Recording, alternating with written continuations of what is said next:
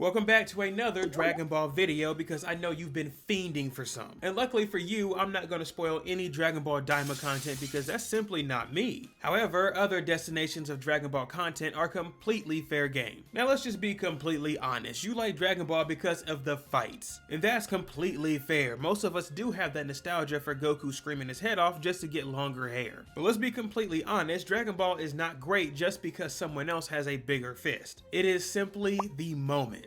Everything that leads up to peak happening within the series. And you know, these moments are littered all throughout of Dragon Ball. And for this video, I'm going to talk about some of the best moments in Dragon Ball history. And at the very end of the video, I'm going to say what I believe is the very best one within the series. But again, this is all completely opinion based, so chill out, take a breath. And also let me know your favorite moment in the comments down below. Let's talk.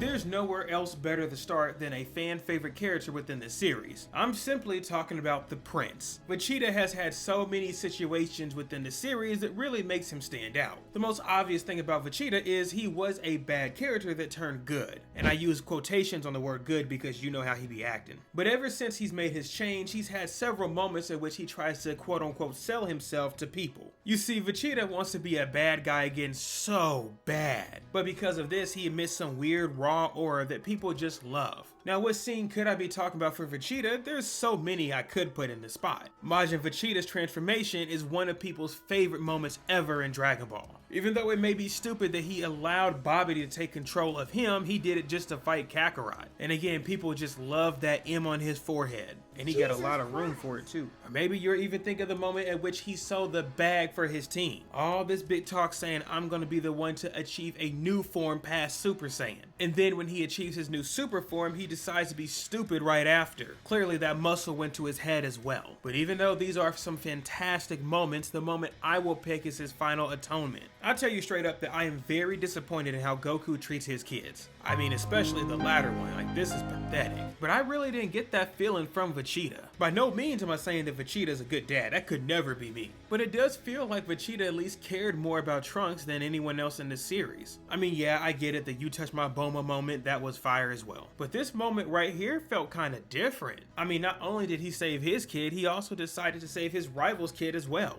And plus, he decided to sacrifice himself to try to stop Fat Boo. His final atonement is one of those Dragon Ball moments to me. And personally, I think it's one of his best moments within the series, even though I just love watching him get torn to bits. But again, this final atonement right here, this is it. Keeping it inside the Vegeta family, I have to give the next one to Trunks. I personally believe that both Gohan and Trunks were set up to be some of the best characters in the series. It's obvious that the series loves a good Saiyan, but what's even better than that is a hybrid Saiyan. And I believe that's where Trunks' appeal comes from. On top of that, he also used a sword and doesn't have the traditional black hair. And speaking of the sword, this is one of people's favorite moments here when he pieced up Mecha Frieza. And honestly, I was so close to picking this moment. I mean, he was the second Super Saiyan that we ever saw. He pieced up Frieza in literally moments. And also pieced up his dad, who had his first initial appearance right here. I mean, this Trunks moment, I have no issue with you picking this moment here. And even though I don't have an issue with it, I had to choose another. One of the best moments I picked was the showing of Super Trunks. Now look, I know I just dogged on Vegeta left and right about his super brain, but during the Cell Saga, when Trunks and Vegeta went to the time chamber, I noticed that Trunks seemed a little bit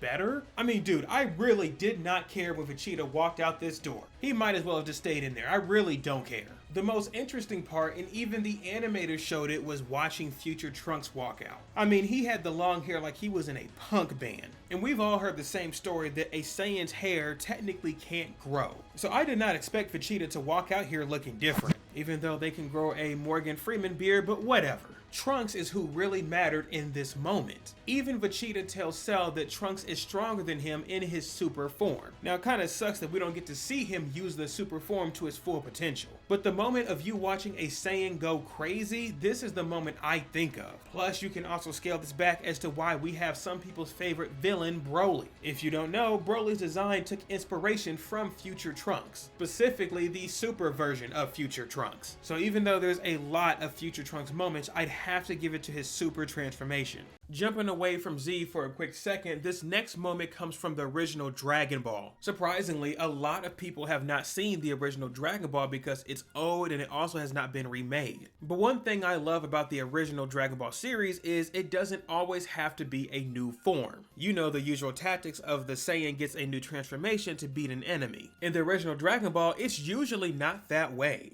Goku himself as a child doesn't have another special transformation. I mean, he does have his grade 8 form, but he's not calling that out on purpose to win fights. Therefore, the moment I'm going to pick is Kid Goku's final attack against King Piccolo. Now, DKP to me is one of the, if not the best villain in the original Dragon Ball series. I love the fact that he was from a clan that stood out, which is the Namekians. And while we don't see more true Namekians until Dragon Ball Z, DKP was the start of everything. At least you know from what we saw. And plus, DKP was so much stronger than everyone else we've seen, it made him feel much more intimidating. The original Dragon Ball seems to have more martial art fighting compared to the other series, and that's nice because you don't have to watch Goku throw around Kamehamehas throughout the whole fight. And when it came to the conclusion of the DKP versus Goku fight, Goku was actually torn to bits. I mean, he had 2 broken legs and a broken arm. And instead of him using a signature ki blast, which is usually how fights end, Goku did the Ozaru fist, excuse me if I'm saying that wrong, and using this attack, he simply ripped right through DKP's body. Some people believe that this moment was the original Dragon Fist moment. Now, I wouldn't really say it's the same. I believe one of them is based off of the Shinron Dragon, and this one is kind of based off of his, of course, Great Ape. But regardless, this moment here felt like a very good end to the original Dragon Ball series. I don't know, maybe you gotta be there to enjoy it, but this moment right here is for the books. Now, even though there's a lot of other moments within Dragon Ball, I only picked one more. Now, this one here has a lot of moments within the same moment, but let me give you some backstory as to why I picked it. In my opinion, the original Dragon Ball series was about Goku. However, when Dragon Ball Z started, I believe that Goku became a side character. Now, of course, we had Goku doing amazing feats within the series, such as beating Raditz or even Frieza. But you know who was also there to be within those moments? His son, Gohan. It's safe to say that Gohan was always supposed to be a successor within Dragon Ball. I mean, he trained from both Goku and Piccolo. They always said that he had amazing strength and talent, and at one point he even became the youngest Super Saiyan to ever live. But look, even though Gohan has had many moments within the series, I believe there was one specific moment that was his peak.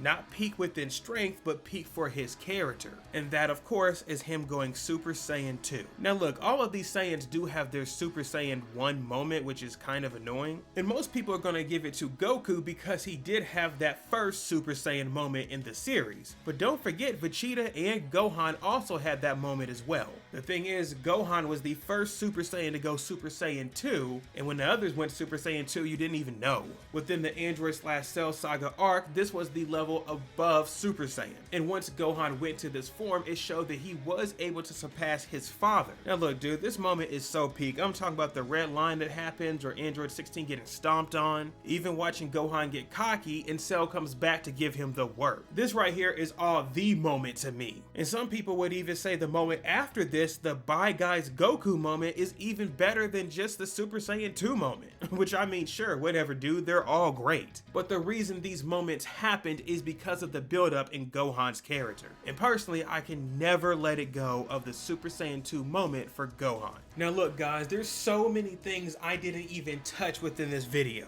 Fusions were completely untouched. There was no villains in here whatsoever. I didn't even talk about Super or GT. But you and I both know that there are still moments that we could put on this list. That being said, if you want to see a part 2, show some love to this video. And also let me know what your favorite moment is in Dragon Ball history in the comments down below. For all of you guys wanted to show some love, I appreciate you on Patreon and liking the video and all the other crap you do. We just some DB boys and I appreciate your love. But if you're looking for more Dragon Ball content, I got one for you over here. I'll see you guys over there. Peace.